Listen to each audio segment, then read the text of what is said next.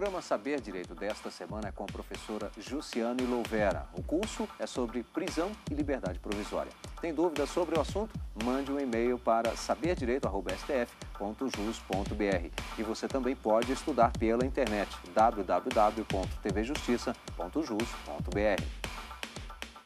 Olá, meu nome é Jussiane Louvera, sou professora de Direito Penal e Processo Penal e essa semana, no Saber Direito, nós vamos tratar de um assunto muito importante no processo penal, até porque nós tivemos grandes modificações nesse instituto no ano de 2011. Trata-se do tema prisão e liberdade provisória. Bom, hoje nós começaremos, na nossa primeira aula, tratando das medidas cautelares, tratando da prisão provisória como sendo uma espécie de medida cautelar, fazendo a diferença entre a medida cautelar real e a medida cautelar pessoal. E é claro que aqui nós vamos tratar de um tema que vai suscitar dúvida entre todos os alunos que fazem faculdade de Direito. E, às vezes, até quem já terminou a faculdade, mas está, através do saber jurídico, procurando uma atualização. De forma que, se você tiver qualquer dúvida, você entre em contato aqui com o Saber Direito, ele me passará a dúvida e a gente, então, vai responder. Você vai mandar o seu e-mail para saberdireito@stf.jus.br. saberdireito@stf.jus.br. Bom, iniciando a nossa aula, a gente vai começar a partir do tema medida cautelar. Bom, a prisão provisória, que é o nosso tema de estudo, é uma exceção no ordenamento jurídico. A regra é que o agente tenha a liberdade plena. A regra é que o agente responda a um processo penal, a um inquérito policial livre, em liberdade. Excepcionalmente, essa pessoa que veio a infringir a norma penal pode vir a ser presa provisoriamente.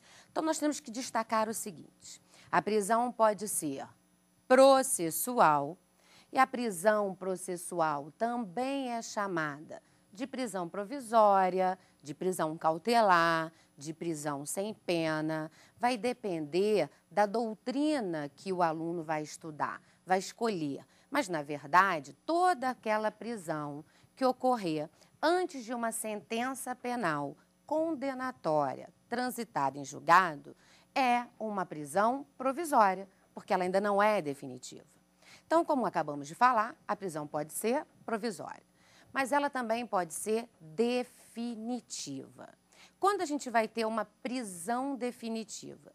A gente vai ter uma prisão definitiva quando ela for decorrente de uma sentença penal condenatória transitada em julgado.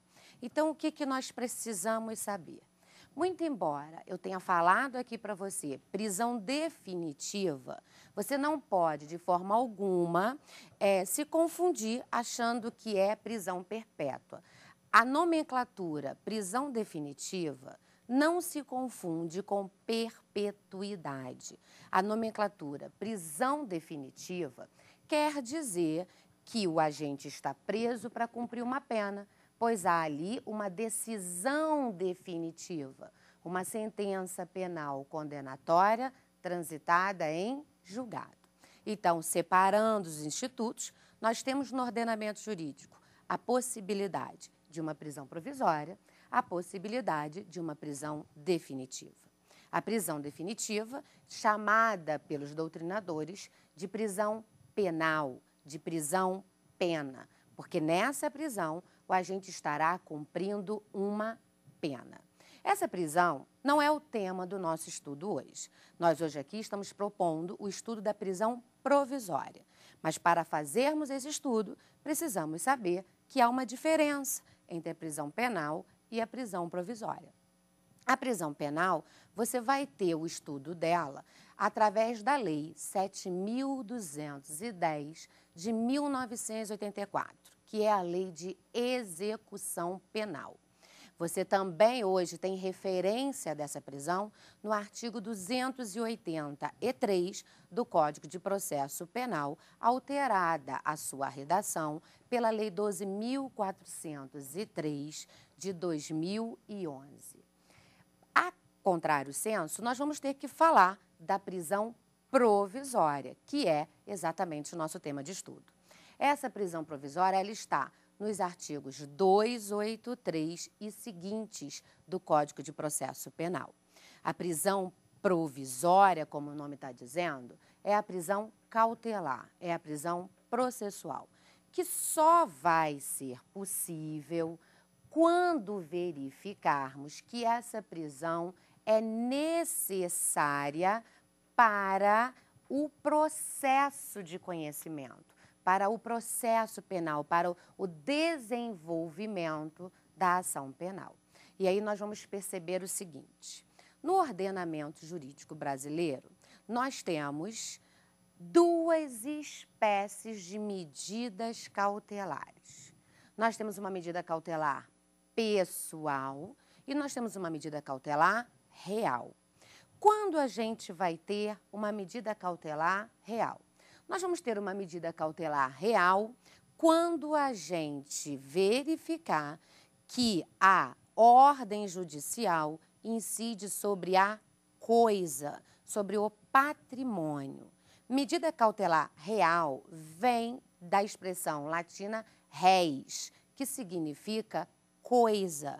Então, todas as vezes que um juiz determinar uma busca e apreensão domiciliar, todas as vezes que o juiz determinar um sequestro, uma especialização em hipoteca legal, um arresto, das medidas cautelares reais, porque essas medidas vão incidir sobre o patrimônio, sobre o bem do ser humano, sobre o bem do agente que praticou uma infração.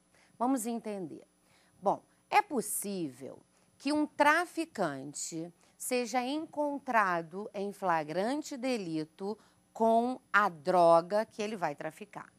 Se esse traficante é encontrado com essa droga é o próprio objeto do crime, é a materialidade da infração. E por ser ela a materialidade da infração, essa droga vai ser apreendida. Agora, se esse mesmo traficante que foi indiciado pelo tráfico ilícito de entorpecentes, que foi preso, que está respondendo ao inquérito, a um processo, se verificar que esse traficante tem bens e esses bens foram adquiridos com proventos da infração penal, com proventos do crime, a autoridade policial poderá representar para que o juiz determine o sequestro desses bens. Então, nós vimos aqui duas possibilidades de medida cautelar real, medida que vai incidir sobre o bem, sobre a coisa. Então, na primeira hipótese, a busca e apreensão, a apreensão da droga. Na segunda hipótese, o sequestro. O sequestro você encontra a partir do artigo 125 do Código de Processo Penal, enquanto que a busca e apreensão a partir do artigo 240 até o 250 do CPP. De forma que nós fizemos aqui, tivemos uma noção do que é a medida cautelar real. Mas o nosso objeto agora é a medida cautelar pessoal. É aquela que restringe o direito da pessoa, a liberdade de locomoção da pessoa. Então, a medida cautelar pessoal, ela não vai incidir sobre o bem, sobre o objeto, sobre o patrimônio adquirido pelo agente, mas ela vai incidir sobre a própria liberdade de locomoção do agente, sobre a própria pessoa. E essa medida cautelar, ela está elencada no artigo 319 do CPP. E nós vamos verificar que entre as medidas cautelares previstas no artigo 319 do CPP e no artigo 282 do CPP está o nosso tema prisão provisória. Então, a prisão provisória, ela pode ser chamada de prisão cautelar, de prisão processual, porque ela nada mais é que uma cautela. cautela tomada pelo juiz, no caso de preventiva, de temporária, ou pelo próprio delegado de polícia, quando se tratar de flagrante durante o inquérito policial. E aí, nós vamos perceber que para essa medida cautelar poder ser decretada por um órgão jurisdicional, é necessário que os seus requisitos, que os seus pressupostos estejam presentes. Qualquer que seja a medida cautelar, seja ela a prisão provisória, que é a mais grave de todas, é aquela que vai restringir totalmente a liberdade de locomoção do agente, ou sejam aquelas medidas todas elencadas no artigo 319 do Código de Processo Penal, para que o juiz possa determinar essa medida cautelar, é necessário que estejam presentes os requisitos e os pressupostos. E o legislador, no artigo 282, incisos 1 e 2 do Código de Processo Penal, ele diz para a gente que essa medida só vai ser possível quando ela for necessária, quando ela for adequada. Então, há que se verificar, antes de se determinar uma medida cautelar, se existe a necessidade, se existe a adequação. Isso é para qualquer medida cautelar, inclusive a prisão provisória. Aliás, o legislador, através da Lei 12.403 de 2011, deixou muito claro que entre as medidas cautelares, a prisão provisória é a última que deve ser decidida. Ela é a última ratio, ou seja, de última razão. Só vamos fazer a decretação de uma prisão provisória, só vamos ter essa decretação quando verificarmos que nenhuma das outras medidas cautelares são suficientes, são adequadas para aquele caso concreto. Então, o juiz terá que fazer esse juízo de valoração, verificar qual das medidas é cabível e, é claro, ter o bom senso de verificar que uma prisão provisória só deve ser imposta a qualquer ser humano depois de verificado se não cabe às outras medidas cautelares previstas no Código de Processo Penal. Então, nós vamos ter que analisar agora a seguinte situação. Se uma prisão provisória é a última ratio da lei, é a última razão, é a última hipótese que o juiz vai procurar para poder impor de medida cautelar ao agente, é necessário se verificar quando a prisão provisória será possível, quando ela é necessária, quando ela é cabível. Vamos por partes. A prisão provisória é um gênero, do qual nós temos 3 espécies expressamente previstas no artigo 283 do CPP. Nós temos a prisão em flagrante, nós temos a prisão preventiva e nós temos a prisão temporária. Daqui a pouco, quando formos falar nas próximas aulas das prisões propriamente ditas, vamos verificar que a natureza jurídica da prisão em flagrante é discutível. Há quem entenda que ela é uma medida cautelar, há quem entenda que ela é uma medida pré-cautelar de natureza administrativa. Mas isso nós vamos ver no seu devido momento. A princípio, a gente tem a prisão provisória como um gênero e essas 3 como espécies. Essas 3 prisões podem ser encontradas a prisão em flagrante, do artigo 301 ao 310 do Código de Processo Penal, a prisão preventiva, do artigo 311 ao 316 do Código de Processo Penal, a prisão temporária, no artigo 283 do Código de Processo Penal e na Lei 7.960 de 1989. Então, são nesses dispositivos legais que a gente vai encontrar o fundamento, a base para uma prisão provisória. E aí nós vamos verificar o seguinte: se essa prisão provisória é uma espécie de medida cautelar, é necessário que se verifique se estão presentes os seus fundamentos, os seus requisitos. E aí o legislador, ele diz para a gente que a prisão provisória só vai ser possível quando ela for necessária, quando ela for adequada, quando ela for, na verdade, proporcional. E aí nós vamos ter que analisar que para uma medida cautelar poder ser imposta, os princípios devem estar presentes. E um dos princípios que rege a medida cautelar é exatamente o princípio da dignidade da pessoa humana. Como assim, Josiane? Como assim, professora? Dignidade da pessoa humana. Veja bem, para se impor a alguém uma medida cautelar, eu tenho que verificar se ela efetivamente vai ser necessária para o bom andamento do processo, para o regular andamento processual. Por quê? Porque se nós impusermos a alguém uma medida cautelar, seja qualquer uma daquelas previstas no 319 ou a própria prisão provisória, nós temos que analisar até que ponto a gente está invadindo o direito individual do agente, aqueles direitos básicos que a gente aprende no artigo 5º da Constituição Federal. A prisão provisória, por exemplo, ela dá para o agente preso uma condição subhumana. Por quê? Porque a prisão provisória, ela é excessivamente pior do que a prisão penal, do que a prisão pena. Veja bem, se a prisão é penal, o agente tem direito à progressão de regime, o agente tem direito a livramento condicional. Então, existe a expectativa de ir para o regime semiaberto, de ir para o regime aberto, de se conseguir a liberdade condicional. Tudo isso é possível numa prisão penal.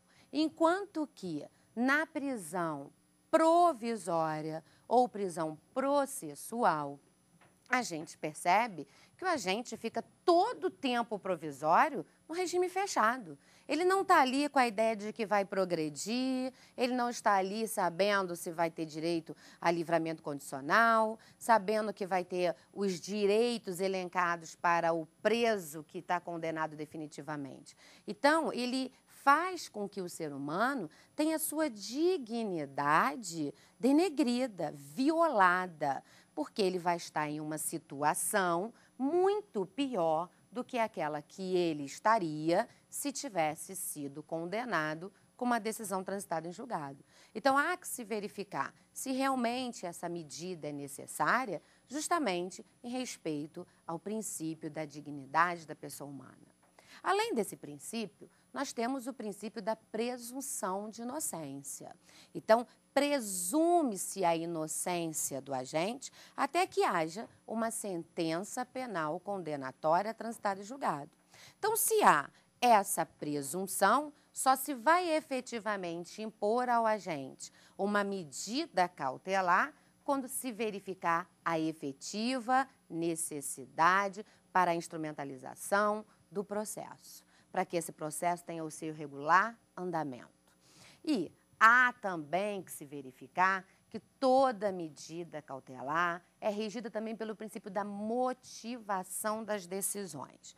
Como assim? O juiz, ele não pode, em hipótese alguma, determinar uma medida cautelar sem motivar a sua decisão, sem fundamentá-la. Inclusive, você encontra respaldo para isso no artigo 93, inciso 9 e inciso 10 da Constituição Federal. Assim como você também encontra essa obrigatoriedade na motivação no próprio artigo 283 do CPP, no artigo 315 do CPP e em vários outros dispositivos que nós vamos analisar no decorrer das nossas aulas. E aí, então, você vai perceber que o juiz obrigatoriamente terá que motivar. Salientando-se para a seguinte situação: a motivação não importa em que o juiz apenas ele repita aquilo que está na legislação. Ele não vai, por exemplo, dizer, olha, vou determinar a prisão preventiva de alguém porque está presente a garantia da ordem pública. Isso não é fundamento, isso não é motivação para que ele prenda. Ele tem que justificar, ele tem que motivar, ou seja, ele não pode fazer uma repetição do dispositivo legal tão somente. Ele tem que dar uma fundamentação, uma motivação para que aquela medida possa ser decretada. Outra situação que se apresenta é que hoje, com o advento da Lei 2.403, o artigo 282, parágrafo 4º, trouxe um outro princípio para se aplicar nos casos das medidas cautelares. Ele diz que, requerida a medida cautelar, o juiz poderá intimar a parte para que ela, então, se manifeste a respeito daquela medida cautelar que foi requerida. Nesse caso, nós teríamos aí o quê? O princípio do contraditório. O contraditório propriamente dito e não o diferido. No que tange, então, às medidas cautelares hoje, nós já temos o quê? O contraditório, no sentido de que, requerida essa medida, o juiz, então, deverá intimar para ouvir a outra parte. Então, quando se requerer uma das medidas previstas no artigo 319, nada impede, de acordo com o artigo 282 do CPP, que o juiz, então, intime as partes para que elas possam se manifestar. Essa nomenclatura, intimar as partes, ela é até criticada pela doutrina. Por quê? Porque nesse momento, eu ainda não estou falando da parte propriamente dita, é do indiciado, se ainda for na fase do inquérito, ou do acusado na fase do processo. Então, você percebe que há uma crítica doutrinária nesse dispositivo. De qualquer forma, o legislador diz para a gente que ele vai realmente intimar as partes. Então, esse também é um dos princípios que hoje é regente das medidas cautelares, de acordo com o que veio no artigo 282 do CPP. Sobre esse tema, nós vamos agora ouvir uma pergunta do nosso telespectador. Vamos então saber o que o aluno tem para nos perguntar. Olá, professora. Meu nome é Johanna Elias e minha dúvida é: qual a diferença entre a prisão penal e a prisão processual? Ótima pergunta. Na verdade, a aluna quer saber qual é a diferença entre a prisão penal e a prisão processual. Uma pergunta muito bem colocada em razão daquilo que aqui estamos tratando. Bom, a prisão penal é, como eu disse no iniciozinho da nossa aula, aquela prisão que decorre de uma sentença penal condenatória transitada em julgado. Aquela decisão que é definitiva, aquela decisão que impõe ao agente o cumprimento da pena. Enquanto que a prisão provisória, processual, cautelar, depende da nomenclatura que você prefere adotar, é a prisão que existe antes de uma sentença penal condenatória transitada em julgado. Então, hoje, toda e qualquer prisão anterior ao trânsito em julgado de uma sentença penal condenatória é considerada prisão processual, seja ela a prisão preventiva, a prisão temporária, a prisão em flagrante, aquela prisão que ocorre no tribunal do júri, que antes chamávamos de prisão decorrente de decisão de pronúncia, a prisão que decorre de uma sentença condenatória recorrível. Todas essas prisões são consideradas provisórias, justamente porque não há o trânsito em julgado de uma sentença penal condenatória.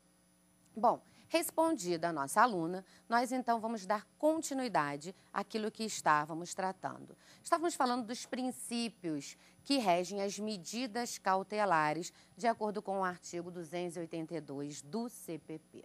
E agora vamos entrar direto naquilo que falamos de prisão provisória. Para que haja uma prisão provisória, são necessários o respeito a esses princípios, mas, além disso, que se verifique realmente se a fundamentação está presente. Hoje, qualquer medida cautelar, de acordo com o artigo 282 do CPP, só é possível se o crime for punido com uma pena privativa de liberdade. Se a infração penal não for punida com uma pena privativa de liberdade, não se pode impor uma medida cautelar. Lembrando que, se essa medida cautelar for a prisão preventiva, para que ela possa ser decretada, é necessário que a pena máxima privativa de liberdade seja superior a 4 anos. Então, no tocante à prisão preventiva, a pena máxima privativa de liberdade tem que ser superior a 4 anos. No tocante às demais medidas cautelares elencadas no artigo 319 do CPP, nós temos que a pena precisa ser privativa de liberdade. Não tem a necessidade de ser maior ou menor que determinado período de tempo. Pelo menos não é isso que o legislador impõe, mas nós vamos tratar dessa controvérsia mais à frente.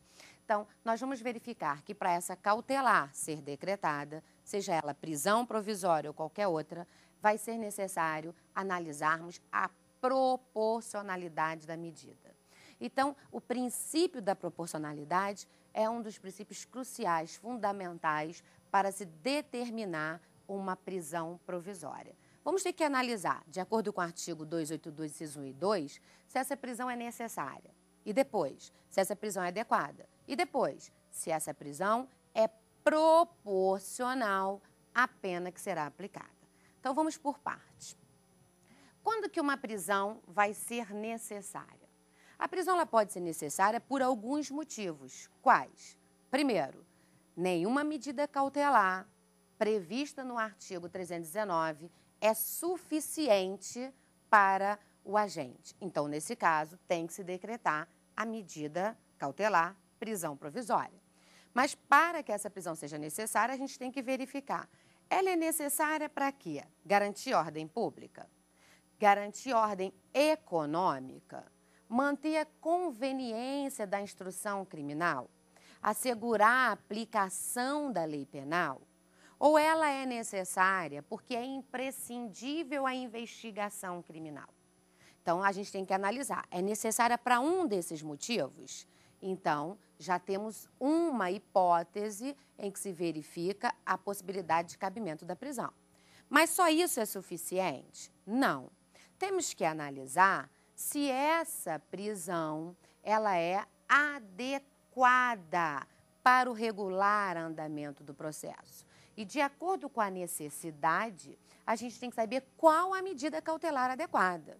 Por exemplo, se a necessidade da prisão é garantir ordem pública, é garantir a ordem econômica, é manter a conveniência da instrução criminal ou assegurar a aplicação da lei penal, você vai perceber que a medida cautelar adequada aí é a prisão preventiva.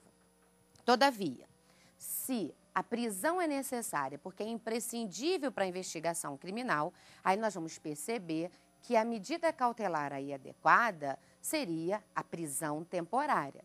Então, de acordo com a necessidade da prisão, a gente percebe qual a adequada para aquele caso. E aí nós vamos verificar o seguinte: basta eu ter a necessidade, verificar que essa medida é adequada para o regular andamento do processo, para que então eu decrete a prisão preventiva, ou decrete a prisão temporária? Não. É necessário que se verifique se essa prisão é proporcional à pena que será aplicada quando, porventura, houver sentença penal condenatória transitada em julgado. Então, nós vamos chegar à seguinte conclusão: se a prisão é proporcional à pena que será aplicada, então é possível a prisão provisória. Se essa prisão não é proporcional à pena que será aplicada, então não será possível a prisão provisória. Então, nós vamos ter que analisar o seguinte: para toda e qualquer medida cautelar, nós precisamos de quê?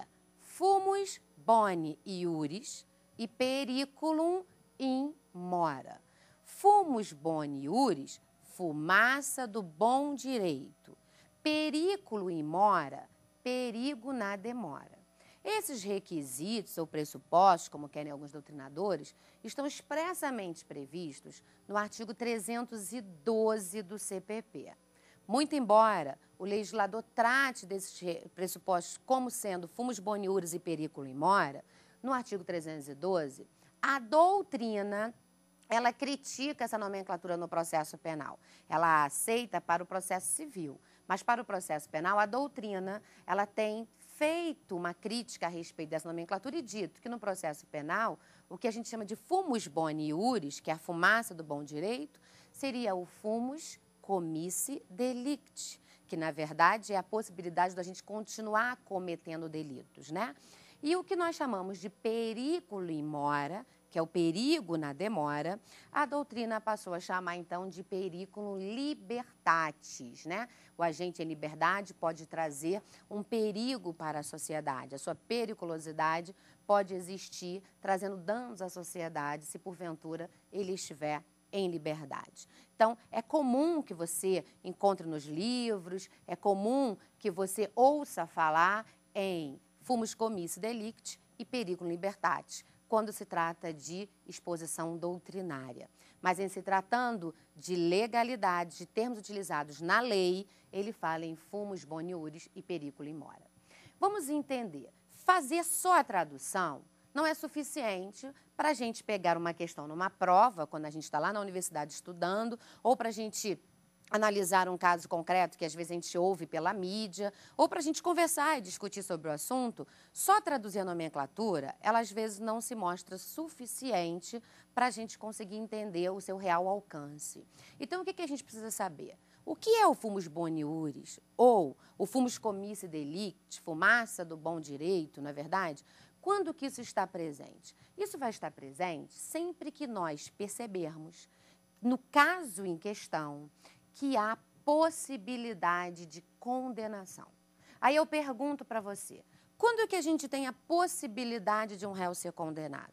Essa possibilidade, ela só existe quando se verifica a presença do indício de autoria e a prova da materialidade. Se não verificarmos a presença do indício de autoria e a prova da materialidade, nós não temos possibilidade de condenação. Por via de consequência, a gente não tem o fumus boni iuris.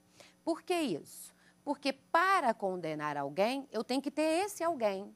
E eu tenho que condenar esse alguém por alguma coisa. Ele tem que ter praticado uma conduta criminosa. Por isso há a necessidade de ter quem condenar e pelo que condenar. Daí, o indício de autoria e a prova da materialidade serem necessárias para se configurar a presença do fumus boni iuris.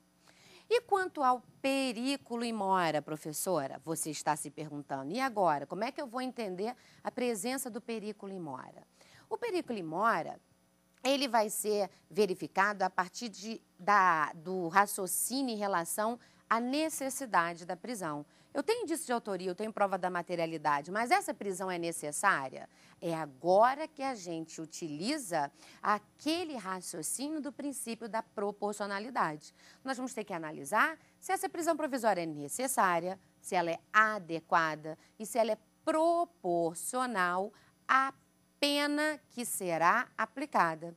Se nós tivermos esses três elementos, então, mais o indício de autoria e a prova da materialidade, a prisão será possível. Se faltar um desses elementos, a prisão não será possível. Então, o que nós vamos perceber? Existe no ordenamento jurídico, no artigo 283, parágrafo 1º do Código de Processo Penal, combinados com os artigos 304, parágrafo 1º, e 309, também do mesmo diploma legal do Código de Processo Penal, a figura chamada livrar-se solto. O que é livrar-se solto, Josiane? Eu digo para você.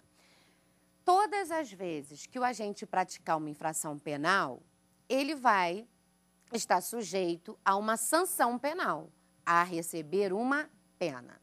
Mas nós aprendemos já na hora de estudar direito constitucional, antes mesmo de estudarmos direito penal e processo penal, a gente já aprende nos primeiros períodos da faculdade que a pena, ela pode ser privativa de liberdade, restritiva de direitos ou de multa.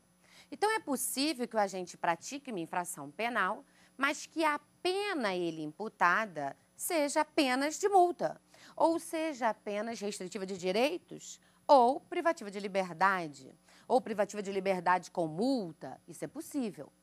Mas o que nós precisamos ter a certeza é que se a pena não é privativa de liberdade, ou seja, ela é apenas restritiva de direitos ou de multa, o agente obrigatoriamente vai livrar-se solto. O que quer dizer isso? Esse agente não poderá, em hipótese alguma, ir para o cárcere provisoriamente. E por que ele não poderá ir para o cárcere provisoriamente? justamente em razão da proporcionalidade em sentido estrito.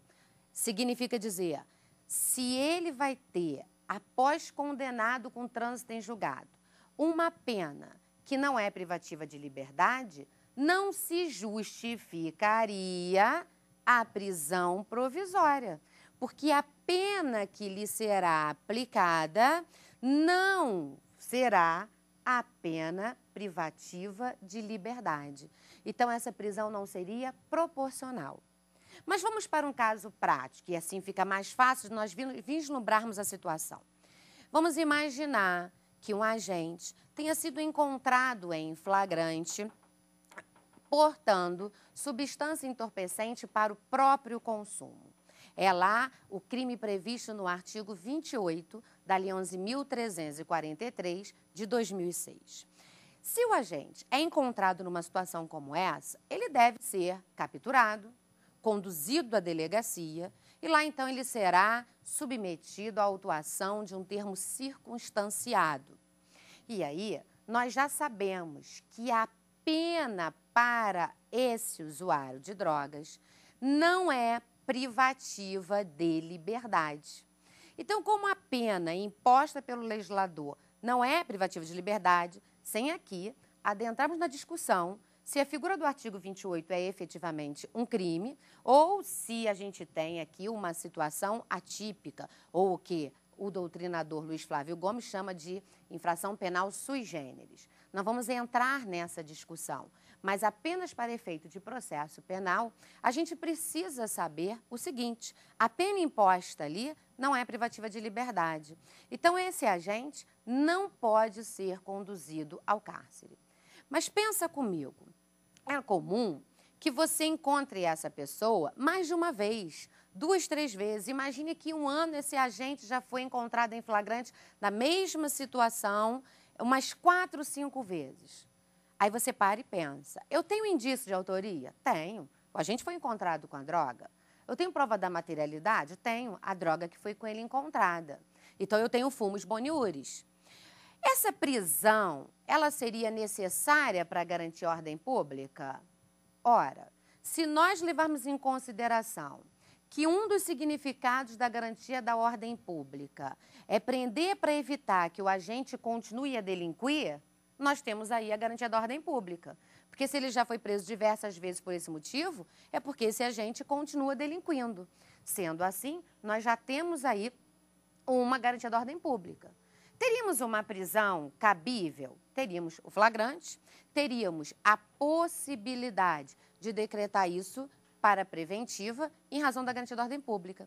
Mas aí eu te pergunto, temos indício de autoria, temos prova da materialidade, temos a necessidade em razão da garantia da ordem pública, temos uma prisão adequada, por exemplo, a preventiva, mas a pena que será aplicada a esse indivíduo não será privativa de liberdade. Portanto, a prisão provisória desse agente se mostra desproporcional. Sendo assim, é impossível que esse agente fique preso provisoriamente. Por quê? Porque nós não temos aqui a possibilidade de prender alguém cautelarmente, sabendo já de antemão que a pena dele jamais será privativa de liberdade. Agora nós vamos à próxima pergunta a respeito desse tema. Temos um aluno querendo fazer um questionamento. Vamos ouvir. Olá, professora. Meu nome é Graziane Santana. Eu tenho uma dúvida. Basta um indício de autoria e prova da infração para ser decretada uma prisão preventiva de alguém? Olá, Graziane. Vamos à sua resposta. A Graziane, ela na verdade fez a pergunta que é interessantíssima a respeito daquilo que nós estamos comentando nesse momento. Qual seria a resposta para essa pergunta? Ela diz para a gente, é suficiente indício de autoria e prova da materialidade para que alguém possa ser preso provisório? Não é suficiente, porque como vimos, o legislador ele exige não apenas a presença do fumus boniuris, Graziane, mas ele exige a presença do periculo in mora. Então eu tenho que ter fumus boniuris mais periculo in mora. Um sem o outro não sobrevive como fundamentação para a decretação de uma prisão provisória, de forma que, para ser decretada prisão preventiva, prisão temporária, é necessário que se verifique a presença do indício de autoria da prova da materialidade, que é o que nós chamamos de fumus boniuris. E é necessário que se verifique a necessidade, a adequação e a proporcionalidade em sentido estrito, que é o que a gente chama de periculo in mora. Aproveitando a pergunta da Graziane, nós vamos aproveitar para dar um outro exemplo. Veja bem, nós temos indícios de autoria, prova da materialidade de um crime de furto, por exemplo. O furto está previsto no artigo 155 do Código Penal, é punido com uma pena privativa de liberdade, uma pena de reclusão de 1 a 4 anos. Então, o que a gente analisa? Esse crime é um crime que tem pena privativa de liberdade. Se ele tem pena privativa de liberdade, é possível a imposição de uma medida cautelar? É possível a imposição de uma medida cautelar. Mas olha só, quando você estudou o artigo 44 do Código Penal, ou quando você for estudar esse artigo 44 do Código Penal, você vai aprender o seguinte: o legislador diz assim para a gente: se o crime for culposo, qualquer que seja a pena, ou se o crime for doloso, com a pena privativa de liberdade não superior a 4 anos, esse agente for primário, tiver bons antecedentes, preencher os requisitos do artigo 77 do Código Penal e praticar o crime sem violência ou grave ameaça à pessoa, o juiz, na hora de aplicar a pena privativa de liberdade, deverá substituí-la por uma pena restritiva de direitos. Então, pensa com a gente aqui, vamos analisar junto essa situação. O agente é preso em flagrante pelo crime de furto. Pelo crime de receptação, não há problema, pelo crime de estelionato, ou seja, crimes dolosos, punido com pena de reclusão e sem violência ou grave ameaça à pessoa. Esse agente é preso em flagrante, tem indício de autoria e tem prova da materialidade. Sabemos quem foi o autor, temos prova da existência do crime. Temos, então, o fumus boniuris. Mas vamos analisar se temos o periculo in mora. O agente praticou a infração penal, foi encontrado em flagrante e vamos analisar se é necessária a mantença da prisão provisória. E aí nós vamos perceber, essa prisão é necessária? Para ser necessária, ela tem que ser imprescindível para garantir ordem pública, garantir ordem econômica, manter a conveniência da ação criminal, assegurar a aplicação da lei penal, ou ainda, se for imprescindível ao inquérito policial, na hipótese temporária. Mas não é o nosso caso. Agora, além disso, nós temos que verificar se essa prisão é adequada para o regular andamento do processo. E aí, nós vamos chegar ao último requisito para analisar, se essa prisão é proporcional. E aí, então, a prisão é proporcional à pena que será aplicada? Significa dizer, então, a pena é privativa de liberdade? É. Mas nós já sabemos de antemão que essa pena é privativa de liberdade, mas pode ser substituída por uma pena restritiva de direitos. Sendo assim, o juiz, ele vai analisar essa situação e ele vai ter que chegar à seguinte conclusão: já sei, de antemão, que mesmo que eu condene esse agente, ele não vai para o cárcere, porque ao condená-lo, eu terei que substituir a pena privativa de liberdade dele pela pena restritiva de direitos. Significa, nesse caso, a prisão provisória não seria proporcional à pena que lhe será aplicada. Então, em respeito a todos os princípios que nós já falamos, é claro que o juiz, nesse caso, não vai decretar. Uma outra situação que se apresenta é a hipótese em que se admite transação penal ou suspensão condicional do processo. É a hipótese das infrações penais de menor potencial ofensivo. Quando a gente tem uma infração penal de menor potencial ofensivo? Quando a gente tem um crime cuja pena não ultrapasse a 2 anos. Ou quando a gente tem uma contravenção penal. Nessas duas hipóteses, A norma que rege esses casos é a Lei 9.099 de 95.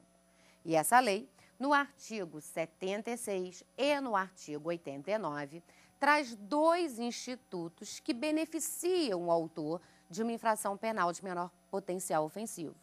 Que benefícios são esses? Nessas 2 hipóteses, o legislador dá ao agente autor dessa infração o direito à transação penal, que é a aplicação de uma pena não privativa de liberdade que é feita em razão de um acordo entre o Ministério Público e o suspeito autor do fato. E nós temos a suspensão condicional do processo, que é aquela hipótese em que o MP oferece a denúncia, seja porque o agente não aceitou a transação penal, ou ainda porque não era possível fazer a proposta da transação penal. Se não é possível fazer a proposta da transação penal, se o agente não a aceita quando possível, o MP não tem outra alternativa, senão a de oferecer a denúncia. Mas se ele verificar que o crime praticado pela agente tem uma pena mínima igual ou menor que 1 ano, o Ministério Público, então, na forma do artigo 89 da Lei 9.099, fará uma proposta ao suposto autor. Que proposta é essa? Vai propor a suspensão condicional do processo. Se o suposto autor do fato aceita essa proposta, isso vai então para o juiz impor as condições que o agente terá que cumprir, num período chamado período de prova, que vai no mínimo de 2 anos e no máximo de 4. Se nesse período o agente cumprir as condições impostas pelo julgador, o juiz não tem outra alternativa senão declarar extinta a punibilidade do réu. Então, acabamos de ver aqui 2 situações, transação penal e suspensão condicional do processo. Nessas 2 hipóteses, o agente pode ter praticado um crime cuja pena é privativa de liberdade. Mas nós vamos, nesse caso, impor a prisão provisória ao agente? Não. Por que ela não será possível? Ela não será possível porque a pena que o agente vai receber não será proporcional à prisão provisória. Além do mais, é possível, inclusive, que ele nem tenha uma sentença condenatória, que ele não tenha a aplicação de uma pena, porque é possível a declaração da extinção da punibilidade em razão desses institutos que estão previstos na Lei 9.099 de 95. Então, de acordo com a pergunta que a Graziane nos fez, é possível chegarmos a uma conclusão de que não se pode determinar prisão provisória apenas tendo indício de autoria e prova da materialidade. Aliás, vamos mais longe, não é possível a decretação de nenhuma medida cautelar tendo apenas o fumus boniuris, que é a presença do indício de autoria e a prova da materialidade. Qualquer que seja a medida cautelar, seja na hipótese de prisão provisória em que restringe a liberdade do agente, seja nas hipóteses previstas no artigo 319, sempre teremos que ter a presença do fumus boniuris e do periculo in mora. Tá claro? Então, respondida a questão formulada pela aluna Graziane, vamos analisar o seguinte. Nós falamos aqui, na nossa aula, das prisões cautelares, flagrante, preventiva, temporária, e falamos aqui da classificação das medidas cautelares, pessoais, reais, dos princípios reitores da medida cautelar. Tratamos aqui da prisão penal, da prisão processual, da prisão cautelar.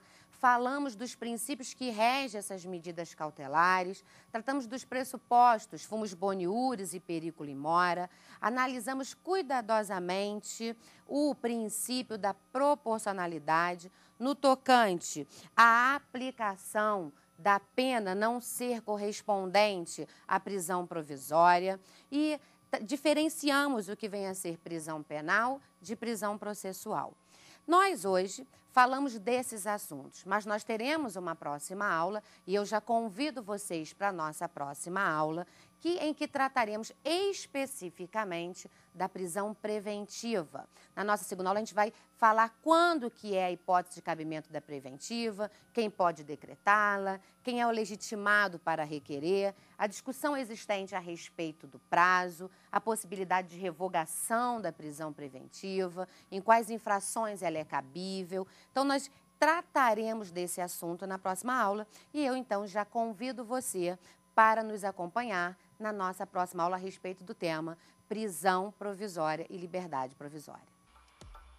Tem dúvidas sobre o assunto? Mande um e-mail para saberdireito@stf.jus.br. E você também pode estudar pela internet www.tvjustiça.jus.br.